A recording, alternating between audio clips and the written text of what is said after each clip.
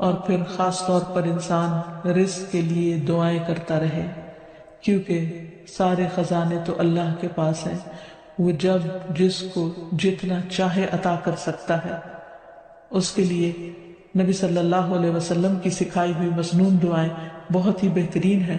نبی صلی اللہ علیہ وسلم ہر روز صبح فجر کی نماز کے بعد یہ دعا پڑھتے تھے،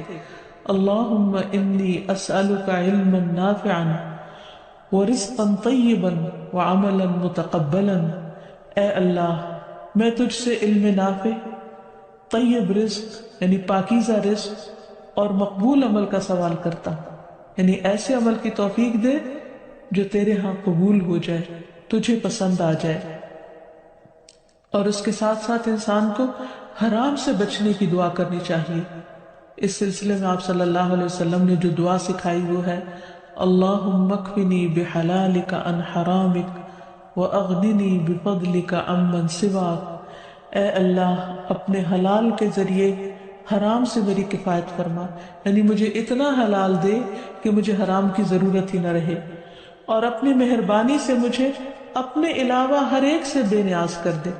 یعنی مجھے انسانوں کا محتاج نہ کر، کسی اور کا محتاج نہ کر، صرف اپنے خزانوں سے عطا فرما۔ پھر اسی طرح خاص طور پر بڑھاپے کی زندگی کے لیے وسعت رزق کی دعا کرنی چاہیے، کیونکہ جب انسان بوڑھا ہو جاتا ہے تو اس کے اعضاء کمزور ہو جاتے ہیں، وہ اپنے لیے خود کچھ کمائی نہیں کر سکتا، وہ دوسروں پر ڈیپینڈنٹ ہو جاتا ہے، تو اس وقت وسیع رزق کی دعا سکھائی گئی۔ فرمایا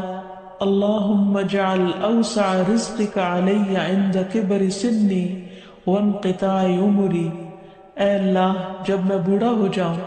اور میری عمر ختم ہونے لگے تو میرے رزق کو وسیع کر دے۔ اور اسی طرح اپنے لیے اور اپنی اولاد کے لیے وسیع رزق کی دعا کرنی چاہیے، جیسے ابراہیم علیہ السلام نے دعا کی تھی، ربنا انی اسکنت من ذریتی بواد غیر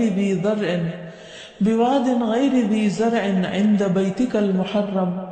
ربنا لیقیموا الصلاة فاجعل افئدة من الناس تہوی الیہم وارزقہم من الثمرات لعلہم یشکرون۔ اے ہمارے رب،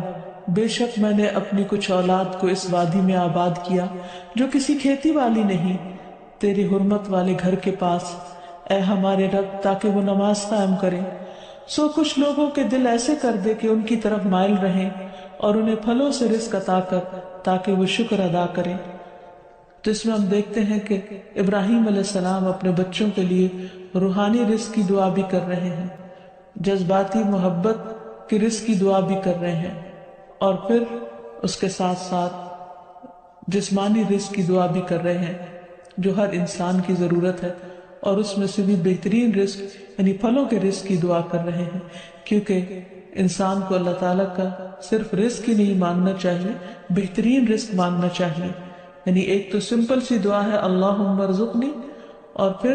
وارزقنا وانت خیر الرازقین، جو سورۃ المائدہ میں اللہ تعالیٰ نے دعا سکھائی ہے، اور ہمیں رزق دے اور تو سب رزق دینے والوں میں سے بہترین ہے۔